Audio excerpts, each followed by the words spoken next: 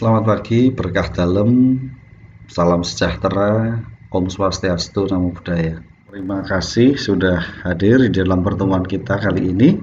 Itu sungguh membahagiakan sekali. Terima kasih juga sudah selalu bersemangat selama ini untuk mengikuti pembelajaran. Kali ini saya ingin menyampaikan review dari materi kita di kelas 2. Saya berharap kalian mengingat ulang lagi dan saya akan ngajak kalian untuk mengingat itu lagi. Dan pada kesempatan ini sekali lagi tetap saya ajak kalian untuk bersemangat, review lagi, semangat untuk belajar ilmu harmoni, mengolah akor, dan nantinya kita ajak untuk membuatkan aransemen yang bagus, baik aransemen paduan suara, ensemble, maupun full orkestra. Kalian juga sudah mempelajari orkestrasi, mestinya nanti akan kita padu dengan pengetahuan akor sehingga kita akan mampu membuat aransemen orkestra yang bagus. Oke, tetap semangat ya. Mari kita mulai dengan kita mereview kembali materi kita saat kita mempelajari materi pertama kita dulu.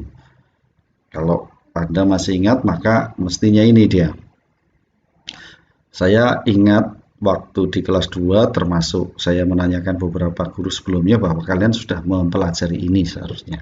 Akor dominan septim posisi dasar. Nah, ini kita ingat simbolnya ya, posisi dasar 5, 7, dan coba juga diingat lagi tentang mayor 7. Ada pembeda antara dominan septim dan dominan mayor 7. Ya, septim itu berarti menggunakan septim kecil dan mayor 7 berarti menggunakan septim mayor. Oke, berikutnya, nah harus ingat juga progresinya juga nanti selain dengan simbol-simbol seperti ini, di akor dominan septim balikan pertama dengan simbol 65 juga harus kalian ingat ya. Berikutnya di pembalikan kedua itu masih harus dipahami juga tentang simbol yang dipakai 4, 3, jangan kisruh ya, dan gitu dengan akor dominan septim dan juga akor balikan kedua yang simbolnya 64. Ini 43 untuk dominan septim. Balikan ketiga tentu karena ini terdiri dari 4 akor maka ada 3 balikan. Simbolnya 42 atau juga kadang sering hanya ditulis 2 seperti ini. Oke, jadi tolong ingat lagi tentang dominan septim itu. Berikutnya, nah ini juga materi yang harus kalian ingat. Jenis-jenis kadens. Oke, jenis-jenis kadens. Yo, authentic cadence, yaitu progresi akor 5 ke 1. Kaden itu sendiri apa toh? Ayo coba. Kaden itu sendiri apa? Kaden itu tentu adalah dalam bahasa pendeknya, apa yang paling simpel adalah dia penghentian musik. Baik itu penghentian sesaat maupun seterusnya, selesainya sebuah lagu. Kita ingat progresi akor 5 ke 1, 5 ke 1 adalah authentic cadence. Berikutnya 4, akor 4 ke akor 1, plagal cadence. Dan sebaliknya, jika dia berhenti di akor 4 atau akor 5, kita menyebutnya half cadence. Tergantung nanti kalau berhenti di akor 4 apa, akor 5 apa. Kita akan review lagi. Deceptive cadence, ini mungkin sesuatu yang baru kalian dengar, bisa jadi cadence yang tidak sesungguhnya, agak menipu ini, karena seharusnya berhenti di akor 1 tetapi kemudian dihentikan di relatif minornya ini, di relatif minornya ya. Berikutnya, nah ini dia, ini juga materi dari kelas 2 juga, akor balikan kedua, 6/4 chord, 6/4 chord ya.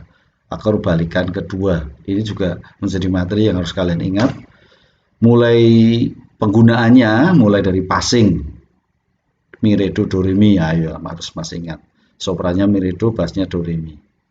Simbolnya juga ini ya, passing 6/4 simbol yang dipakai, P64. Berikutnya juga stationary 6/4, S64, stationary 6/4, stationary balikan ke 2, akor 64. Berikutnya tolong diingat lagi tentang cadence 6/4. Ini berbeda kalau yang tadi jenis-jenis cadence, nama-nama progresi 5141. Nah, ini adalah jenis yang menggunakan akor balikan kedua sehingga disebut sebagai cadential 6/4. Ya. Ini juga merupakan jenis yang harus kalian ingat. Berikutnya yang penggunaan akor bagian kedua berikutnya adalah tentang prepare, ya kan? Tentang prepare sig chord, persiapan akor yang menggunakan akor balikan kedua. Ini juga penggunaan akor balikan kedua dan itu harus masih kalian ingat-ingat lagi.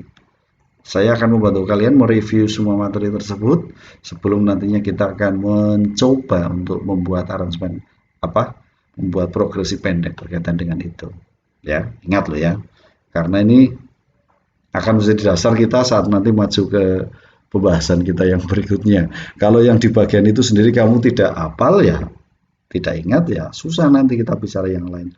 Belum lagi kalian, saya minta untuk bisa hafal seperti kalian hafal perkalian 2 kali 3 6, 3 kali 3 9, ya, sampai 9 kali 9 81. Belum lagi di matematika dulu perkalian 11 kali 11 dan sebagainya. Teknik perkalian yang seperti itu di matematika kalian biasa hafal. Di ilmu harmoni kalian juga saya minta untuk ini menghafal, ya ini kalau bisa loh ya. Tetapi yang paling penting bukan menghafalnya sebenarnya, memahami betul, mengerti betul esensinya dari pembentukan akord itu.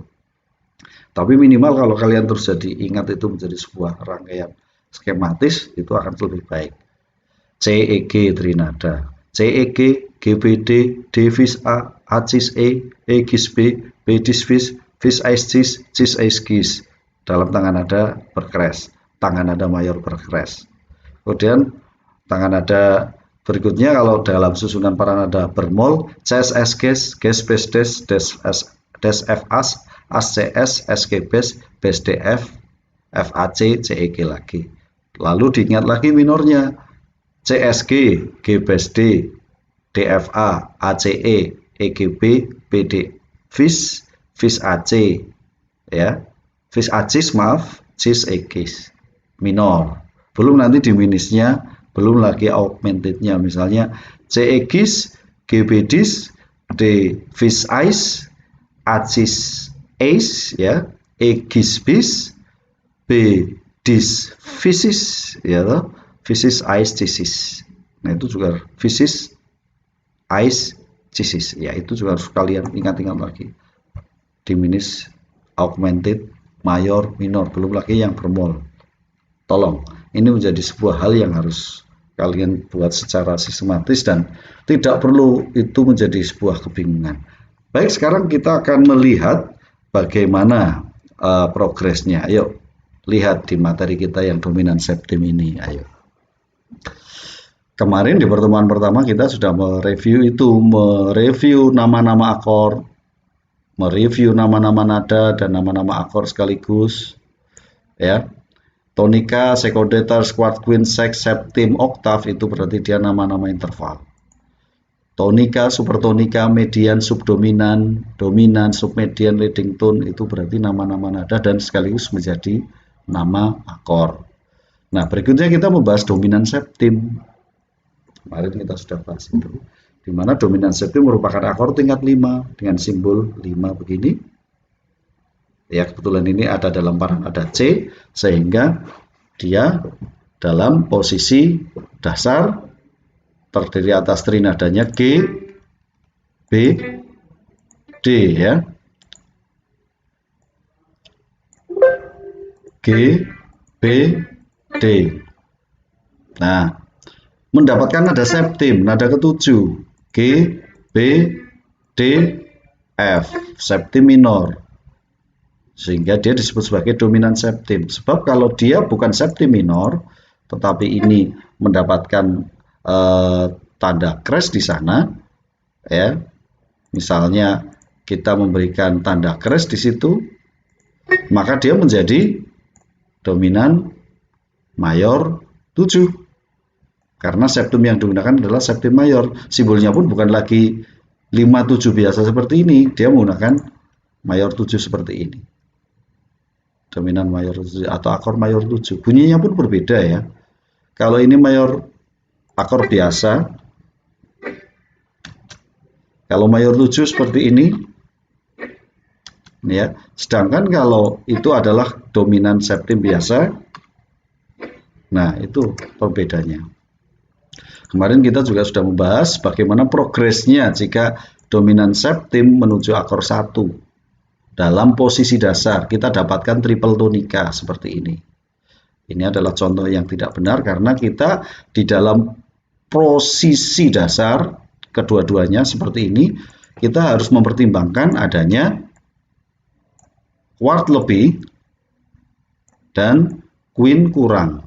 Ini harus menjadi pertimbangan kita untuk menggerakkan akor dominan septim posisi dasar ke akor 1 posisi dasar. Pertimbangannya, jika quart lebih dia menuju ke interval yang lebih besar, jika dia adalah queen kurang, kita menggunakan pergerakan menuju ke interval yang lebih kecil. Kemarin kita sudah bahas sehingga didapatkan C, triple tonika. Ya. Jika dua-duanya posisi dasar, kita menggunakan triple tonika seperti ini. Kemudian ada dalam posisi open seperti ini juga menggunakan triple tonika. Termasuk dalam hal ini kita juga harus melihat bagaimana halnya jika itu dominan septim tetapi tidak dalam posisi dasar. Ya.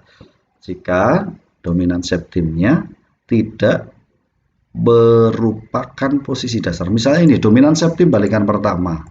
Ini kita lihat di sini review kita menggunakan tangga nada 2 mol, tangga nada bass. Sehingga dominannya adalah F, A, ya, F, A, C. Kalau itu merupakan dominan septim, maka mestinya harus mendapatkan nada S. 2 mol. Karena akor dasarnya, akor satunya adalah bass, D, F. Nah, apakah itu tetap harus didapatkan triple tonika? Tidak. Ketentuan tentang quart lebih dan queen kurang tidak lagi berpengaruh di dalam progresi ini. Ya. Dia tetap menggunakan prinsip mengarah ke nada terdekat. Ya. Mengarah ke nada terdekat. Kebetulan ini A ini adalah leading tone, ya, leading tone dari tangga nada bass tentu dia harus menuju ke tonika. Karena ini juga simbolnya pun mengarah seperti itu. Kemudian C, super tonika, dia juga harus menuju ke tonika. Memang. Nah, sekarang ini S ini septim. Septim harus menuju kemana? Ke nada terdekat. Septim punya kecenderungan untuk menuju ke ters. Ya. Septim dari tangga nada ini, dari akor ini, menuju ke ters di akor 1. Sedangkan ada yang sama tetap baik untuk tetap dipertahankan. Seperti itu. Sehingga kita tidak mendapatkan triple tonika, tetapi kita mendapatkan akor 1 yang lengkap. Ya, akor 1 yang lengkap. Intinya adalah jika kita menggunakan akor balikan, maka tidak lagi ini terjadi triple tonika. Kita gunakan prinsip pergerakan kecenderungan nada yang memang seharusnya ke nada terdekat, atau kita mempertimbangkan tentang kecenderungan nada seperti septim ke ters, supertonika ke tonika, leading tone ke tonika. Kita lihat ya coba bunyi yang dihasilkan dari situ dalam progres yang benar, misalnya seperti ini. Ya, ini progres yang pertama.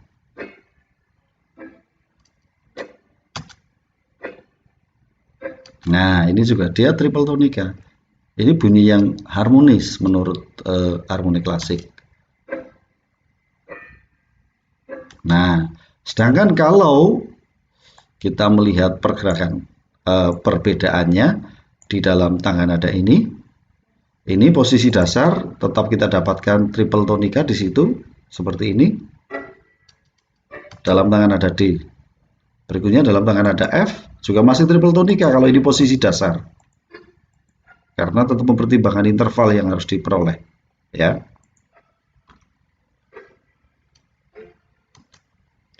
Berikutnya ini. Nah, sekarang di tangga nada bass.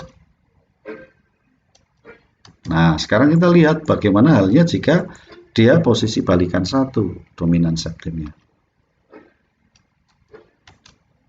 Ya, lihat bassnya sudah berubah. Iya, seperti ini. Nah, balikan kedua kita lihat bassnya C. Kenapa C? Padahal itu akor 5 dari bass. Ya, sekali lagi akor 5-nya adalah F A C. Dominan septimnya F A C S ya. F A C. Dominan septimnya menjadi F A C S. Di dalam posisi balikan kedua yang menjadi bass adalah Queen. Queen-nya C, maka C lah yang menjadi bass. Nah, progresinya bagaimana? Sama, dia tetap menuju ke kecenderungan nada yang seharusnya. Ya, leading tone menuju ke tonika, supertonika menuju ke tonika, septim menuju ke tonika, dan nada yang sama tetap ditahan. Hasilnya masih sama. Bagaimana jika itu dibalikan ketiga? Masih sama. Ini lihat S sebagai bass karena kita melihat bahwa S atau septim itu dalam posisi balikan ketiga tentu harus menjadi bass. Karena yang pertama yang menjadi bass terce, yang kedua yang menjadi bass adalah queen. Tentu yang ketiga yang menjadi bass adalah septimnya. Oke, seperti itu. Kita review pendengarannya untuk tiga hal itu.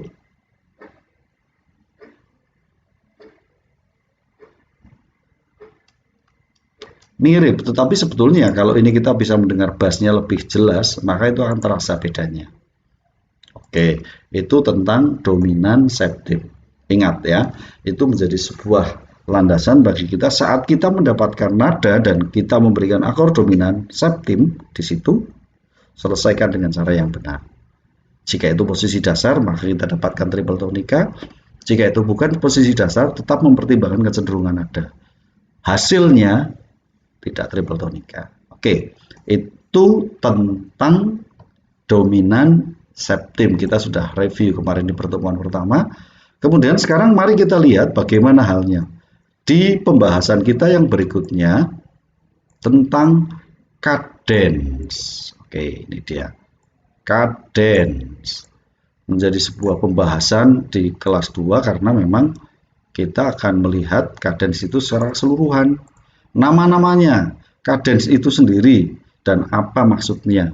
Ya, kita lihat. Cadence adalah penghentian. Bisa itu sesaat, bisa seterusnya. Artinya kalau seterusnya berarti lagunya berhenti, selesai. Kalau sesaat berarti dia berhenti di fermat, ya kemudian nanti diteruskan lagi. Atau mungkin mendapat koma di situ.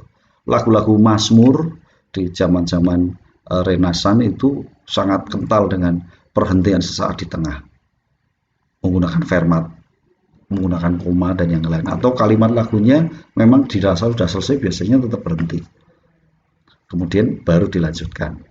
Nah, itu menggunakan cadence. Nah, ini ada kadensa juga, masih ingat juga, kadensa adalah bagian akhir dari sebuah komposisi di mana komposer memberikan penekanan, memberikan bentuk di mana dia ingin memperlihatkan kevirtuosan dari seorang solis. Bisa ditulis juga di situ sehingga solis mengikuti itu dan nampak kehebatannya di situ, atau bisa juga dikembangkan sendiri oleh solisnya. Itu kadensa, bagian akhir di mana di bagian tersebut keahlian dari seorang solis diperlihatkan. Kita masuk ke jenis kadennya, ada authentic cadence. Kita lihat yang namanya authentic cadence adalah akor 5 ke 1 progresnya. Plagal cadence adalah akor 4 ke 1 progresnya. Half cadence, nah ini berhenti di akor 5 atau berhenti di akor 4 dari akor 1. Deceptive cadence, nah ini tadi saya sebutkan adalah cadence yang berhenti di akor relatif minornya. Ini dia relatif minornya. Kalau misalnya tangan nadanya C, relatif minornya tentu A minor, simbolnya 6 kecil. Nah, di sini ada perfect imperfect. Apa itu? Masih ingat ya? Sebuah cadence disebut entah itu autentik ataupun plagal, disebut perfect dan imperfect, tentu ada pengaruhnya. Yang pertama kita lihat, sebuah cadence disebut perfect jika, nah ini perfect itu berarti sempurna, autentik berarti asli. Cadence asli yang sempurna dipengaruhi oleh 3 hal, ya, bass di kedua akor dan sopran di akor 1. Bass di kedua akor dan sopran di akor 1. 3 hal itu. Jika kita melihat simbol yang di sini adalah posisi dasar dan kita memberikan bassnya itu di posisi dasar, kemudian soprannya itu ini diselesaikan ke tonika, ya, soprannya diselesaikan ke tonika. Semuanya ini menggunakan nada-nada tonika, maka itu disebut sebagai perfect authentic cadence. Perfect authentic cadence. Cadence asli yang sempurna. Sempurna karena apa? Dia kembali ke asalnya semuanya. Perfect authentic cadence. Ya. Lalu bagaimana kalau tidak seperti itu? Kalau tidak seperti itu, salah satu saja ini tidak memenuhi syarat untuk menggunakan tonika, ya tentu disebut sebagai imperfect. Misalnya kita lihat di sini, kita melihat ada simbol yang digunakan. Akor 5 menggunakan simbol simbol balikan kedua. Menggunakan simbol balikan kedua. Bassnya bukan lagi G di akor 5 ini. Nah, ini akor 5 kebetulan tangan nadanya C sehingga akornya adalah G ya toh. Nah, ini akor G-nya ini kemudian dia balikan kedua. Ada satu syarat yang tidak dipenuhi, maka dia disebut sebagai imperfect authentic cadence. Tidak peduli akor satunya ini tonika, ya kan? Akor satunya tonika, tetapi di akor 5-nya ini dia tidak menggunakan nada tonika, maka disebut imperfect authentic cadence. Contoh itu juga sama jika di akor satunya, nah ini dia, di akor satunya di posisi bukan posisi dasar, tidak menggunakan tonika sebagai bass. Ya walaupun ini soprannya tetap tonika, akor 5-nya ini bassnya tetap tonika, tapi ada satu yang tidak dipenuhi di situ, yaitu di akor 1, posisi balikan kedua. Maka tetap disebut sebagai imperfect authentic cadence. Dari 3 hal, satu saja tidak dipenuhi, maka dia golongannya masuk di imperfect authentic cadence. Oke? Baik, kita review bagaimana suaranya.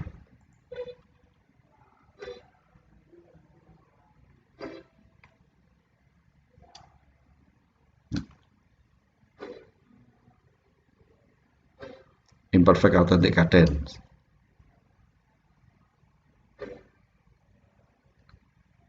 Nah, ini mungkin akan lebih terasa jika bassnya ada di bawah.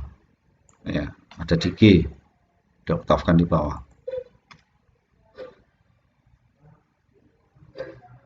Ya, bassnya ini ganjel. Bam, bam, gitu ya. Bam, bam. G-nya sama ini. Sama masih di situ. Oke. Setelah itu kita lihat cadence dari akor 4 ke akor 1 disebut sebagai plagal. Ya, 4 ke 1 plagal. Oke.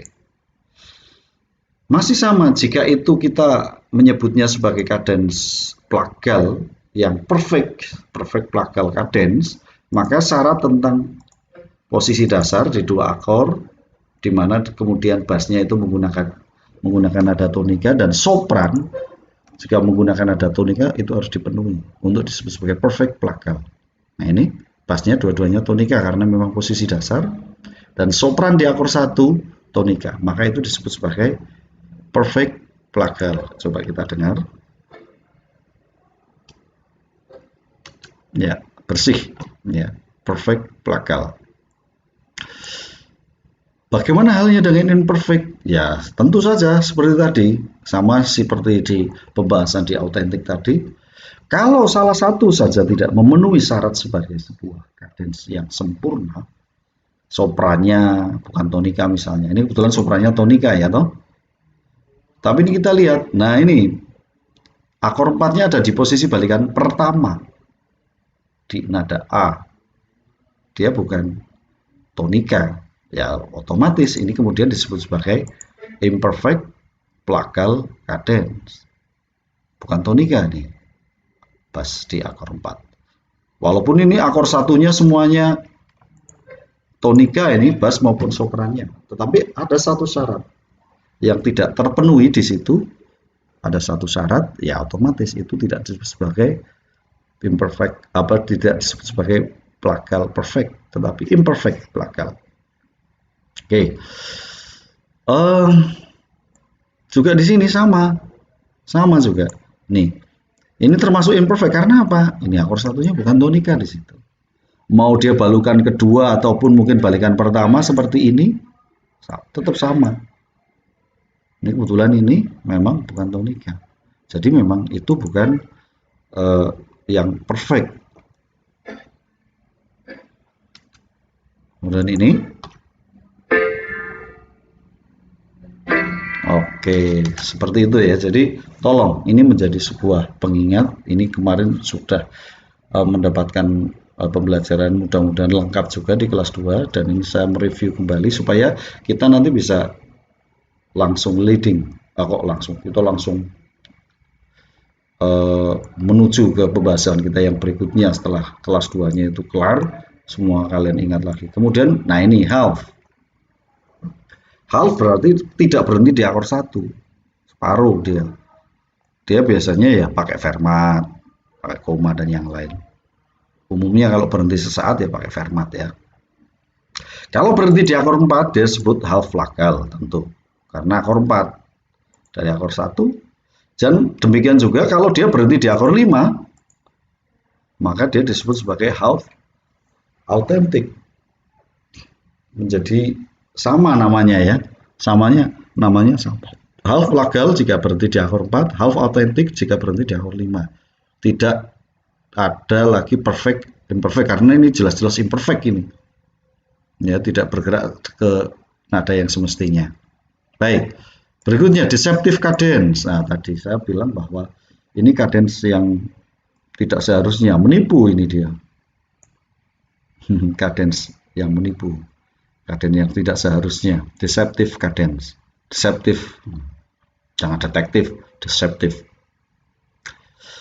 Mengapa? Ini kan akor 5 mestinya ini akor 1. Mestinya akor 1 dia. Ya. Akor 1 seperti itu. Tapi ternyata dia larinya akor 6. Ini menjadi ya harusnya akor 1 ini ke C. Ini G. Ya. Oh, ini progresi yang nggak bagus, ini turun semua ya. Tetapi ternyata dia dibelokkan ke akor 6, relatif minornya. Ya. Akhirnya ya otomatis tidak disebut sebagai autentik, tetapi kemudian menjadi deceptif.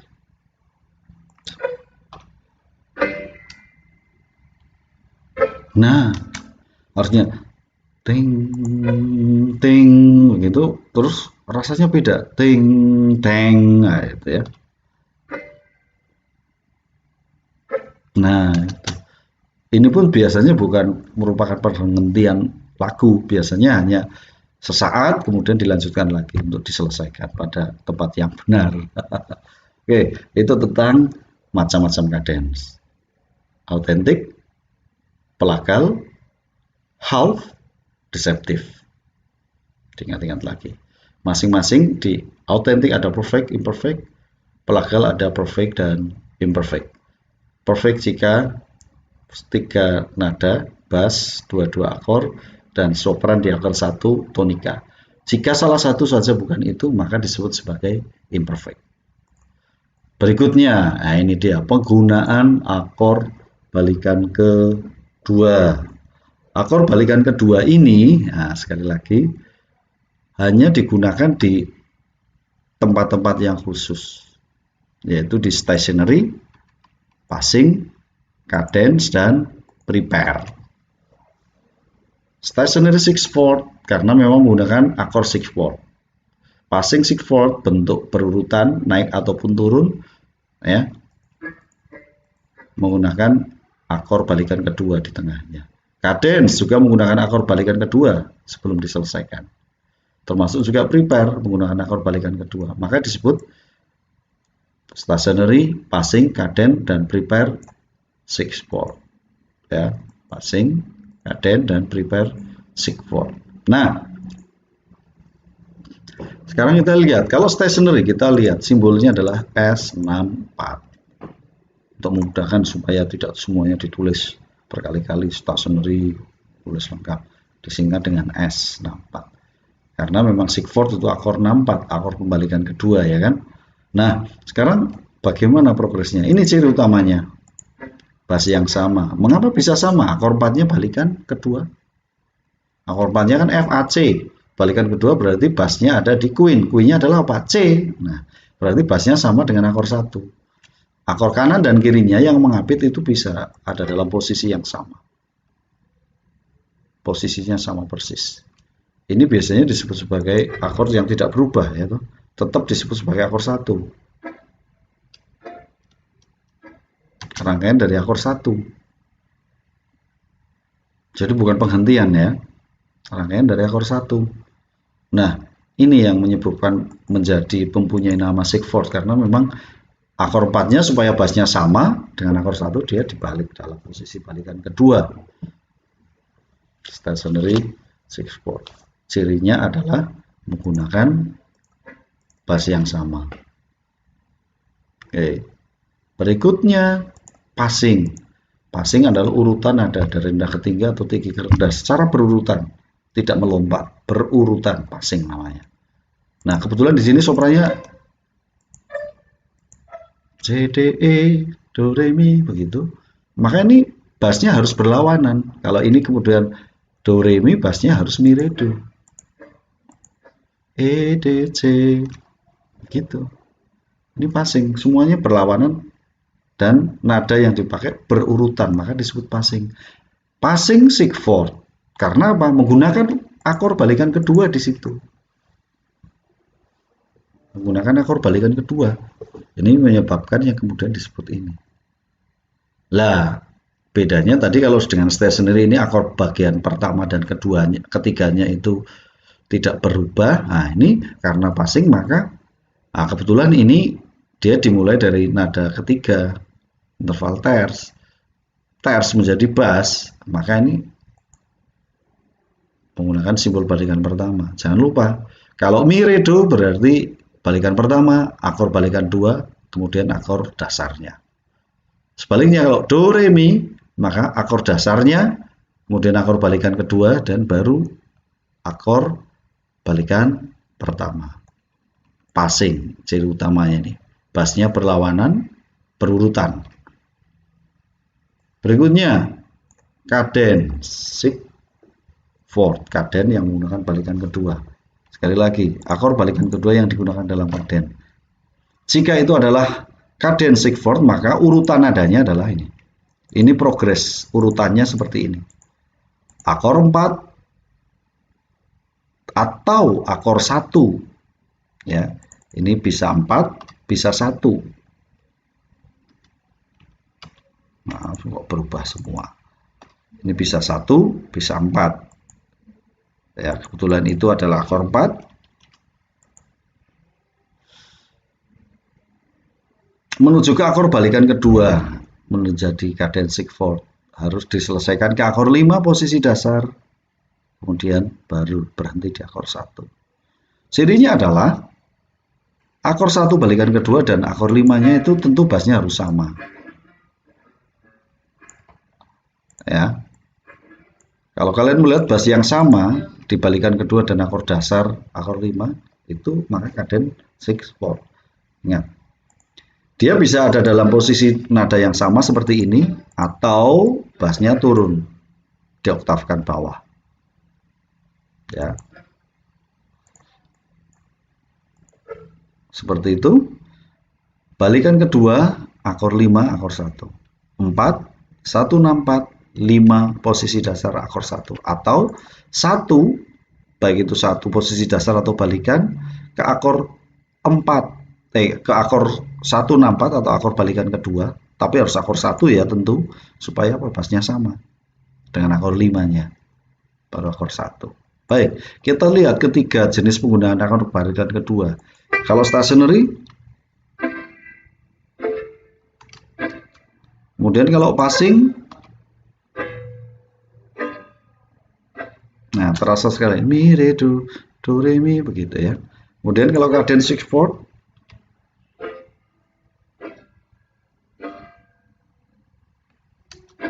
nah beberapa sering juga suka ya, sering suka juga memberikan di sini menjadi akor 7, ada tambahan nada 7 di situ. Jadi bisa jadi seperti ini. Ini, oh maaf bukan yang itu, mestinya ini. Ya. Nah, jadi seperti itu. A5 terus ini 7. Ini juga tetap disebut kaden, sigfort. Nah, nyelip nada 7-nya. Bisa seperti itu. Atau tetap semuanya seperti ini. Sama saja sebetulnya. Tetap disebut sebagai kaden sigfort karena sekali lagi menggunakan akor balikan kedua di situ. Baik. Berikutnya yang terakhir di bagian ini adalah prepare, persiapan dengan simbol PR seperti ini ya. Jangan lupa simbolnya. Prepare sigfort. Mengapa persiapan? Nah ini dia panjang prosesnya, tidak langsung menuju ke akor 1. Pakai akor balikan kedua dulu, baru ke akor 5 balikan 1, baru ke akor 1. Bisa dimulai oleh akor 1 atau akor 4. Tetapi ada pembedanya. Jika dia dimulai akor 1, maka mestinya dia ke akor 4 balikan kedua. Dengan demikian, bas di akor 5 harus turun. Ini harus balikan ke 1. Karena memang ini yang menjadi ciri dari prepare. Menggunakan akor 5 balikan 1. Ya, ciri dari prepare adalah selain balikan kedua, itu adalah akor 5 balikan pertama. Pembedanya hanya begini. Kalau dia dari akor 1 menuju akor 4 yang balikan kedua, karena ini harus sama. Kalau ini sama, maka posisi bas berikutnya harus turun. Baru diselesaikan ke akor 1. Kenapa? Karena apa? Kalau ini dari C kemudian bas di balikan satunya ini dinaikkan, ini menjadi tidak nyaman disuarakan. Kalau apalagi disuarakan dengan vokal, itu menjadi jempling, nggak nyaman. Do, do, si, do, wah rapena. Harus latihan berkali-kali. Di harmoni klasik itu tidak disukai ya, seperti itu. Bergerak ke nada terdekat. Jadi do, do, si, ke bawah, lebih nyaman. Do, seperti itu, prepare. Jika dia dari 1 menuju ke 4 balikan 2, maka gerak bassnya turun, karena itu nada terdekat. Ya.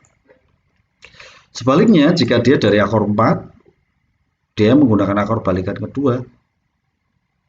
Dalam posisi berurutan seperti ini, maka bassnya harus naik di balikan satunya. Ini tidak mungkin ini menggunakan akor 4 lagi. Sebab kalau ini akor 4, ya, maka ini bassnya mau tidak mau dia harus ke ini C. Itu tidak nyaman. Nah, maka yang paling nyaman adalah dia ke akor 1 balikan 2. Ya. Akor 1 balikan 2. Dalam posisi bass yang merangkak naik, maka harus diselesaikan naik juga. Jangan turun dengan seperti ini tadi. Dia harus turun. Kalau turun nggak nyaman.